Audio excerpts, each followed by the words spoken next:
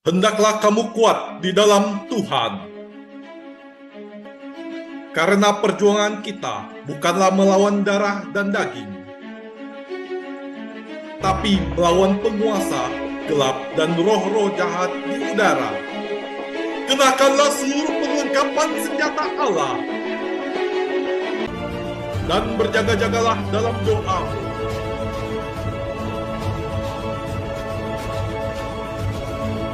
Legion of Jesus memberitakan kabar baik kepada semua orang. Halo, shalom saudaraku, jumpa lagi dengan saya Fabian Seko dalam channel Legion of Jesus memberitakan kabar baik bagi semua orang. Saudaraku, beberapa hari ini sedang ada berita yang lumayan viral, yaitu pemberkatan binatang yang dimulai dari sebuah video pernikahan antara kedua ekor anjing. Nah, saudaraku, kali ini saya akan membahas mengapa ada pemberkatan hewan. Saudaraku, di dalam ajaran Gereja Katolik, mengacu kepada kitab suci, binatang adalah ciptaan Tuhan yang baik.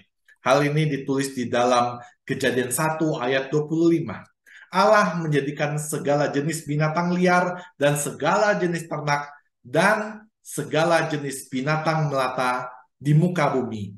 Allah melihat bahwa semua itu baik.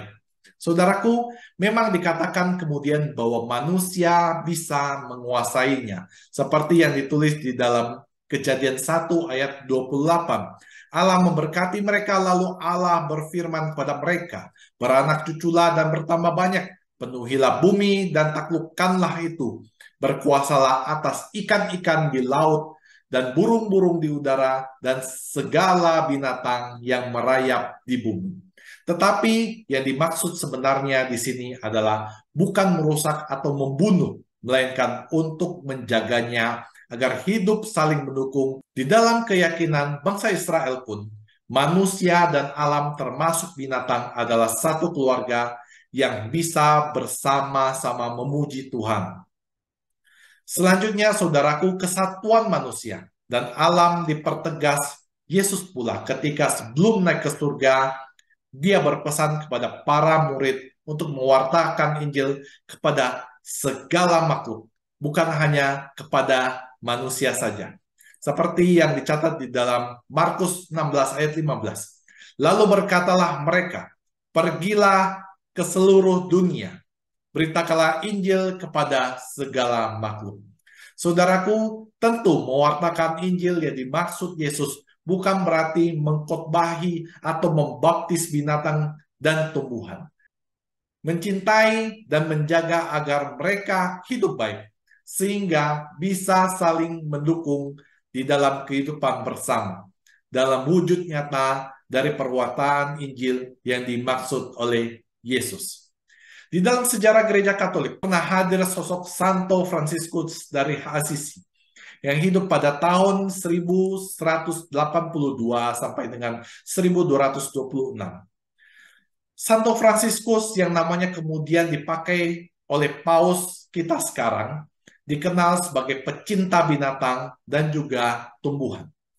Tidak hanya itu, diceritakan bagaimana beliau bisa berkomunikasi dengan binatang-binatang yang tidak takut kepadanya. Karena itulah pada tahun 1979, Paus Yohanes Paulus II menetapkan Santo Fransiskus Assisi sebagai santo pelindung lingkungan hidup. Perayaannya dijatuhkan pada tanggal 4 Oktober.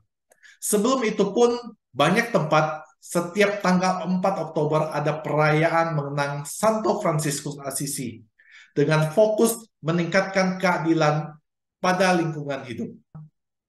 Salah satunya adalah ibadat pemberkatan binatang, khususnya binatang peliharaan. Tentu tujuan bukan agar binatang menjadi lebih suci, tetapi terutama agar manusia sebagai rekannya didasarkan betapa makhluk hidup diciptakan baik adanya di mata Tuhan Sang Pencipta. Dengan itu, ditumbuhkan pula kepedulian, bukan hanya kepada binatang, melainkan juga kepada makhluk hidup lainnya yang ada di lingkungan kita pada umumnya, yang ditandai juga dengan semakin bertumbuhnya iman. Jadi saudaraku, ini yang bisa dapat saya sampaikan mengapa adanya pemberkatan hewan, pemberkatan binatang peliharaan. Karena ini didasarkan pada ayat kitab suci dan juga berdasarkan pada tradisi yang dilakukan oleh Santo Fransiskus dari Assisi. Jadi saudaraku, tidak heran kalau di dalam gereja Katolik ada yang namanya pemberkatan terhadap hewan peliharaan. Apa yang kita lihat di video yang sedang viral itu sebenarnya bukanlah acara pemberkatan pernikahan hewan atau pemberkatan pernikahan anjing, tetapi itu hanya pemberkatan terhadap hewan.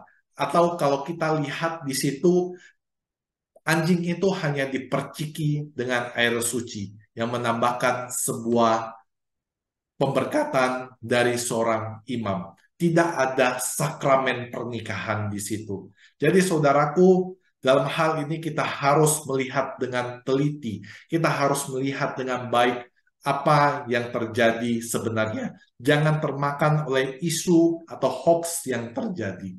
Akhir kata saudaraku, bila Anda merasakan channel ini bermanfaat bagi Anda boleh segera subscribe, like, dan juga bagikan kepada banyak orang agar channel ini terus berkembang dan juga boleh mewartakan kepada semua orang.